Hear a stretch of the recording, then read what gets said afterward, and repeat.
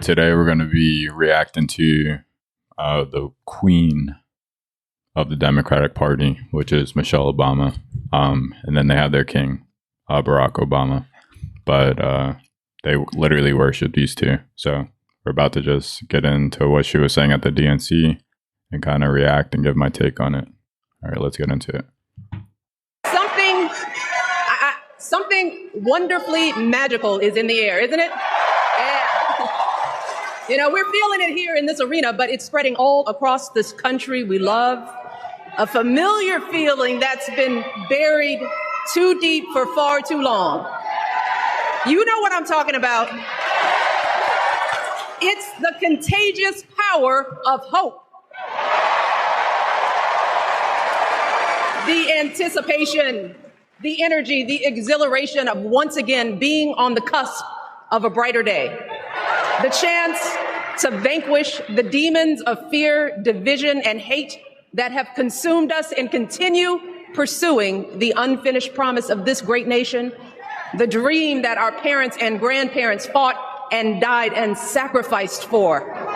America, hope is making a comeback.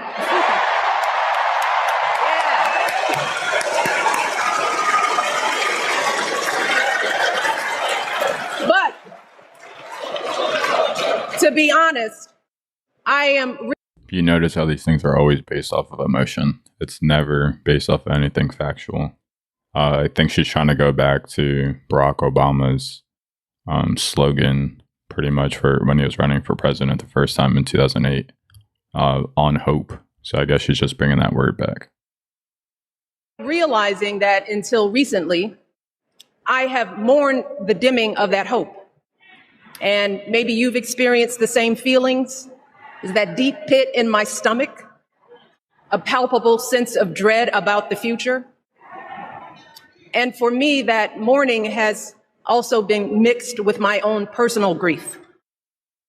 The last time I was here in my hometown was to memorialize my mother, the woman who showed me the meaning of hard work and humility. Condolences to her mother, but you notice how everything is emotion. It's always emotion. And decency. The woman who set my moral compass high and showed me the power of my own voice. Folks, I still feel her loss so profoundly. I wasn't even sure if I'd be steady enough to stand before you tonight.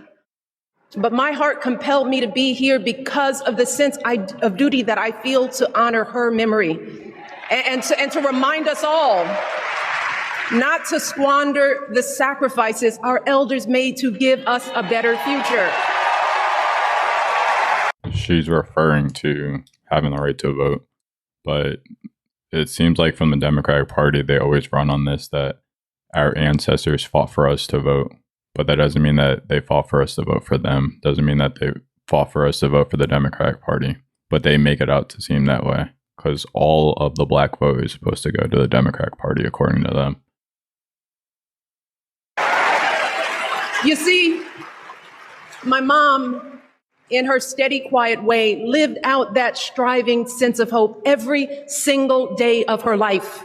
She believed that all children, all people have value, that anyone can succeed if given the opportunity.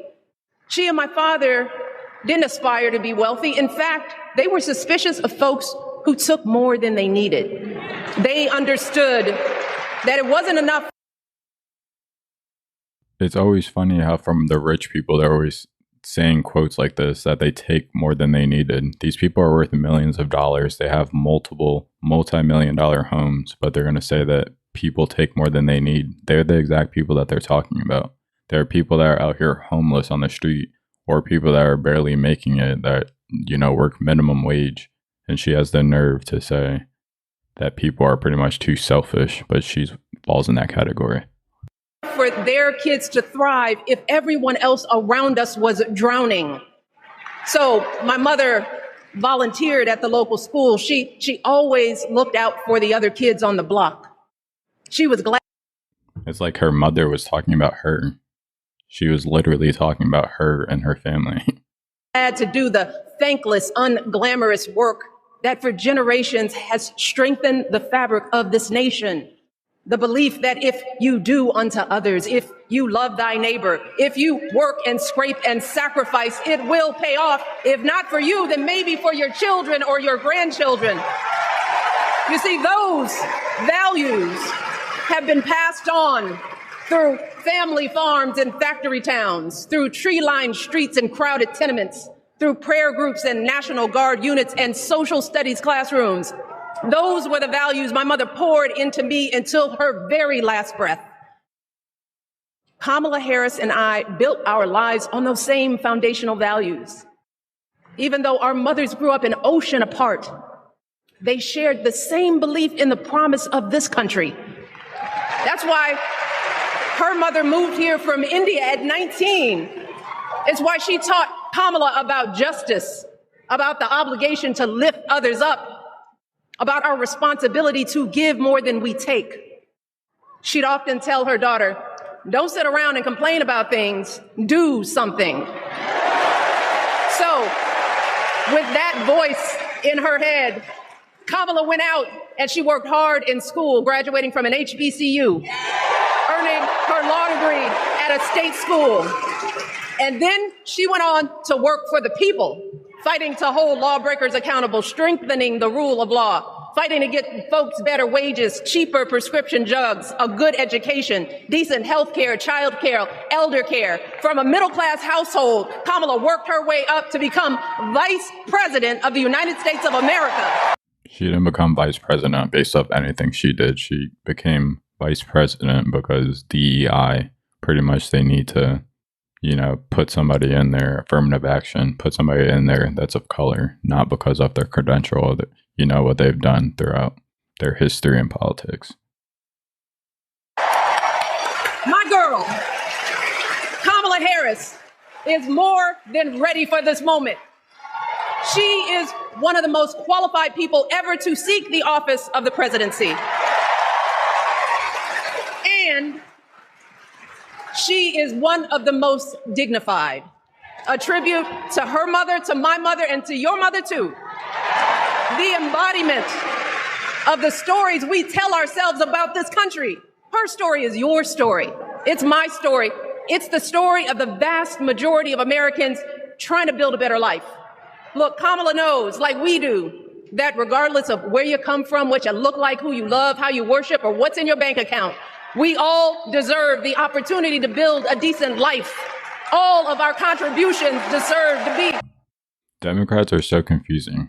Is it that this country offers so much opportunity, or this country is just racist and there is no opportunity? Because everything that she was just saying, that this country has nothing but opportunity for people that can come over to this country from India at 19 years old and start a family, and then raise up a family at that.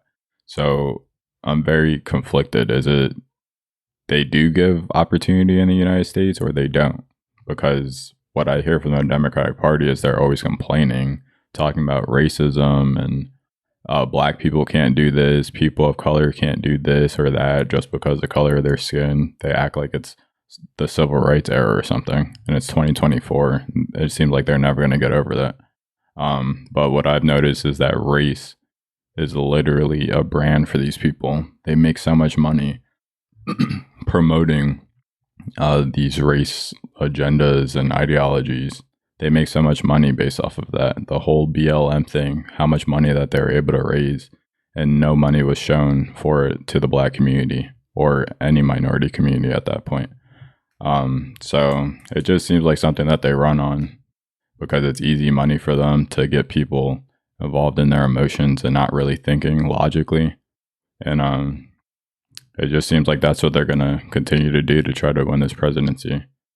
Like I always say, make sure that you think for yourself, do your own research, and cast your vote that way.